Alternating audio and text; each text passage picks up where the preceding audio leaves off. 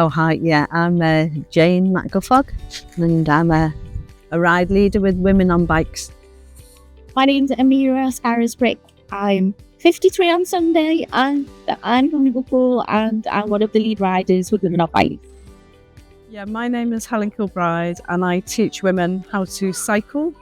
I am a qualified ride leader, and I take groups out on local rides within the community.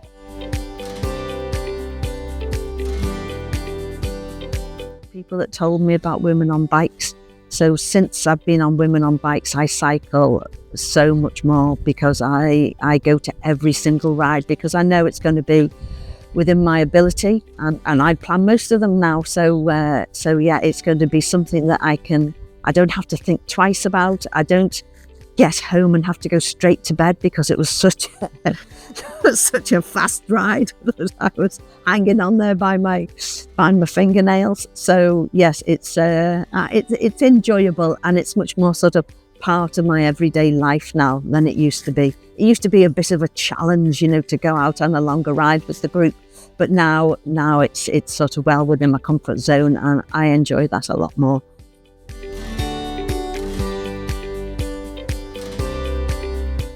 Get a bike, and if you haven't got a bike, come to a session because we lend bikes out and we lend helmets out as well, so there should be no barrier really. So Women on Bikes, we lend people the bikes. It's free, everything's free.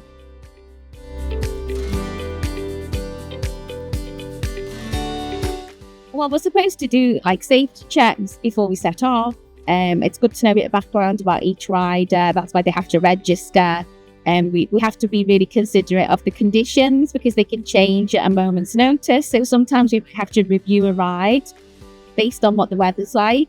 On a Wednesday morning, there's a few of us who are bike ride leaders, and we share the work in that way. We're all volunteers. So if you're a beginner and you've got no balance, then we'll do a one-to-one session, and then the others will go and practice skills around the park.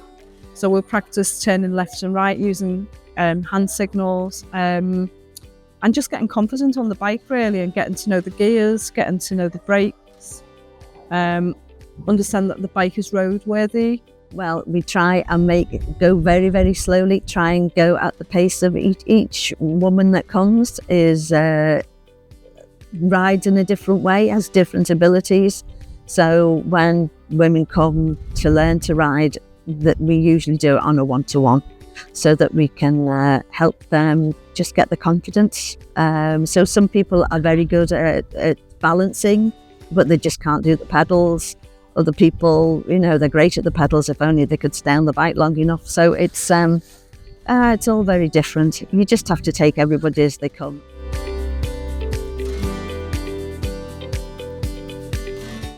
I tend to plan the rides. I like sitting down with a map and looking at places that we could go that are off the main roads and are not too hilly as well. So trying to keep on the same gradient all the time is something that we try and do.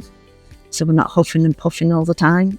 And so if somebody tells me about a nice place to go, I'll maybe do a little recce ride, which means I just go along and see what it looks like, see if there's any other ways we can go, see about cycle parking, and so I'll plan the ride and I'll put it on an app called Spond, and also I'll post it on the main community, Women on Bikes, and people can sign up.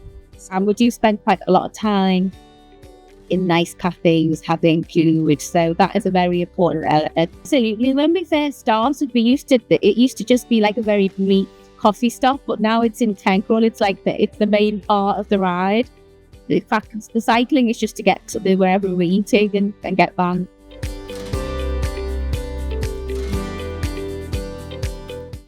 I generally wear the clothes that I normally wear. I don't really use anything really more specific than that.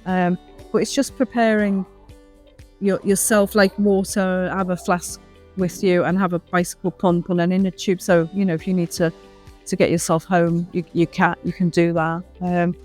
But I cycle every day in any weather.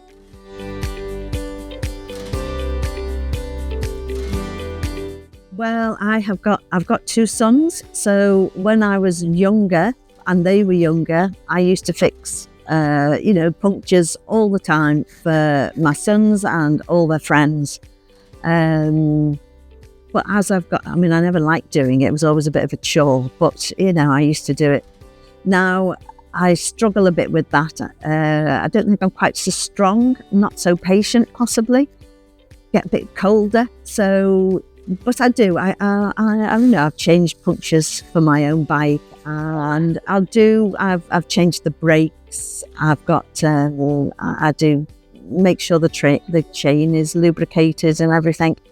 But I tend to take it to a Dr. Bike place if I possibly can, and just get it double checked. I never quite understand. I never quite trust myself to get it right. But yes, I can do the basics to keep it on the road.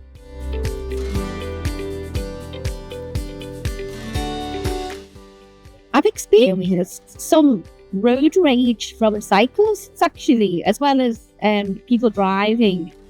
Thankfully not so much on our rides, because we try to avoid the roads as much as possible.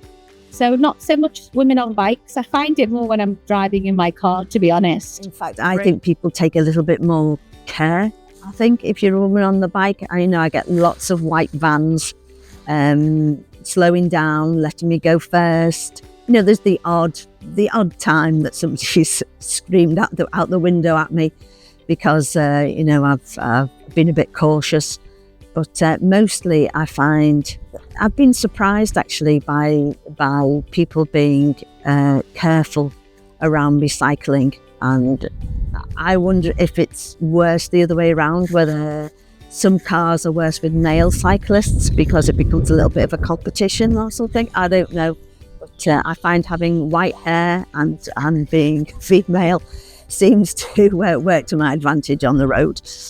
It's quite tough cycling in this country.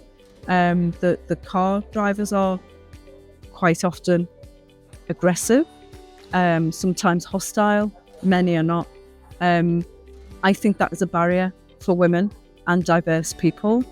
I've had a lot of violence directed towards me on the roads. That doesn't put me off. It just won't put me off. But it might put other people off.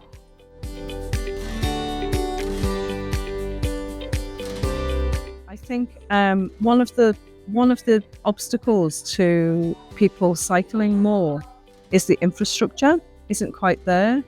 So there's a lot of infrastructure that really works in terms of cycle lanes, or lanes that are designated just for cycle only or shared pedestrian cycle. It's really important that there is some infrastructure.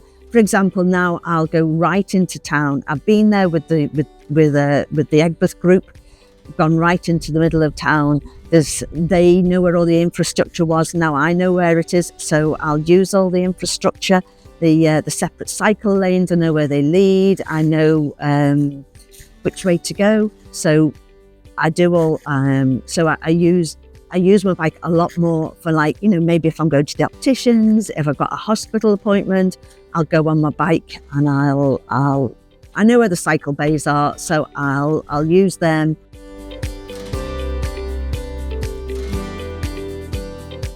It's a joy in my week. It's made a big difference to me, to my mental health, to my physical health. It's been a real bonus, and I'm really glad that somebody pointed me in their direction. You just feel you can turn up, and there's always, there might be different people every week, but you just feel at home, and people are just welcoming every single time you come, and you try and make other women feel welcome when they're coming as well. So it all builds on itself, and if somebody doesn't come for 6 weeks, that's fine. That they can slot right back in again. Some people come every week. It's just it's just a nice place to be. The motivation to help out on the Wednesday morning bike rides is watching women learning to ride. So we have beginners who can't ride a bike, never been on a bike, might not have been on a bike for 20 years or 30 years, or may culturally never have had that opportunity. So being able to see the progress of going from like balancing the bike to then putting your foot onto the pedal to moving forward, that just feels wonderful. And then as you see women, as you see people being able to rise, it's just a great feeling, because I know how important it is to my life. So if I can pass that skill on, I'm pleased to do that.